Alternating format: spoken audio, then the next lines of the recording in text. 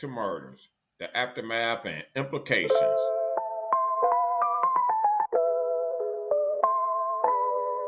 Tune in to Punch Up. Talk, where the trends ignite. Dive deep in the convo, let your thoughts take flight. Engage with the moment, join the vibrant spree. Your go-to for insights, come and chat with me.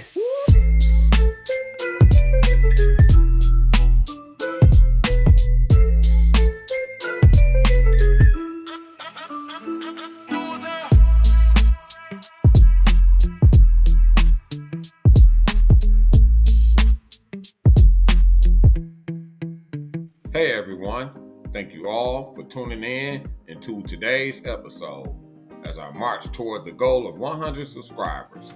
If you're new to the podcast, please smash that subscribe button and give me a thumbs up.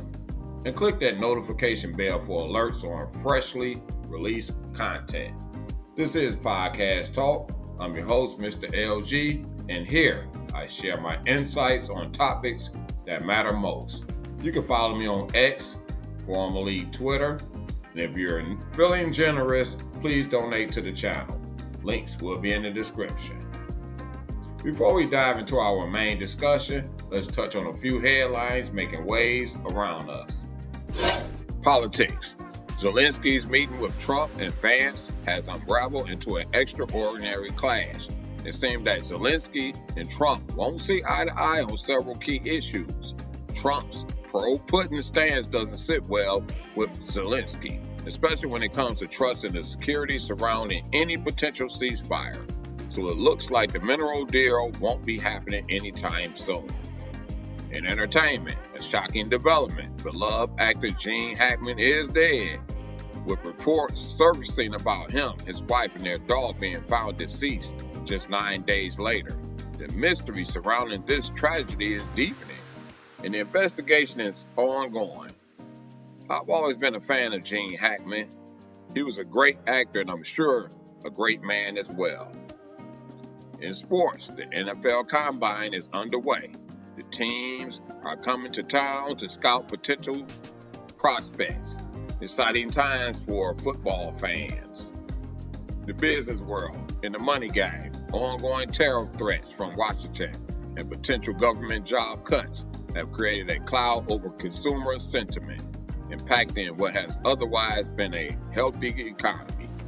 Data released on Friday showed that consumers slashed their spending by the most since February 2021, despite rising incomes. On a positive note, inflation is finally showing signs of cooling. Now let's move on to our main discussion. If you enjoyed this content, please leave a respectful comment below. Is Atlanta-based rapper Lil Baby linked to murders? In a shocking turn of events, it's been reported that Atlanta-based rapper Lil Baby may be linked to 2 murders that had captured the public's attention. The Atlanta Police Department recently held a press conference that set social media ablaze with speculation and concern. First and foremost, my condolences goes out to the families of the young boys who lost their lives on that fateful day. Tragedies like this are heart-wrenching, especially when they involve youth. One victim had just turned 13, while another was only 11 years old. Sadly, 3 young lives were affected deeply, leaving a scar on the community. Dominique Amari Jones, known as Lil Baby, rose to prominence in the rap scene in 2017. Born and raised in Oakland City, Southwest Atlanta, he has become a Grammy-winning artist, respectfully in the industry. Personally, while I don't follow the rap world as closely as I did in my younger days, I appreciate some of his tracks. However, the situation has taken a dark twist, the police framing him as a coward for being present in the neighborhood during the incident, feeling harsh and unfair. What does being a community figure entail? Suddenly, this tragic event has thrust Lil Baby into the limelight for all the wrong reasons. On July 2nd, 2024, officers responded to reports of gunfire at Sparks' apartment on Sparks Street Southwest. Upon arrival, they tragically discovered 3 juvenile males had been shot. 13-year-old Lamont Freeman was pronounced dead at the scene, and another 13-year-old Jacody Davis succumbed to his injuries after being transported to the hospital. Only 11-year-old Gontavious Davis survived but was injured with a gunshot wound to his foot. Authorities assert that the conflict involves 2 known criminal street gangs in Atlanta, 4PF, 4 Pockets Full, and OMF, Only My Family. The tension between these groups traced back to the August 2021 death of 4PF associate Marcus Big Mark Holland. OMF is affiliated with the Goodfellas gang, often referred to as the Mob, which supposedly engages in various illegal activities, primarily aimed at making money and maintaining their power. In a recent interview with The Breakfast Club, rapper Jim Jones pointed out something crucial. It is not illegal to be in the gang, and he's right. Being part of a group isn't inherently unlawful. Think of it this way. The Boy Scouts are a gang in their own right, just as our gang was famously entertaining us back in the day. The real issue arises when criminal acts occur under the banner of such affiliations, and then we start talking about RICO charges. Compounding the concern, it has been reported that Lil Baby filmed a music video in a neighborhood controlled by a rival gang.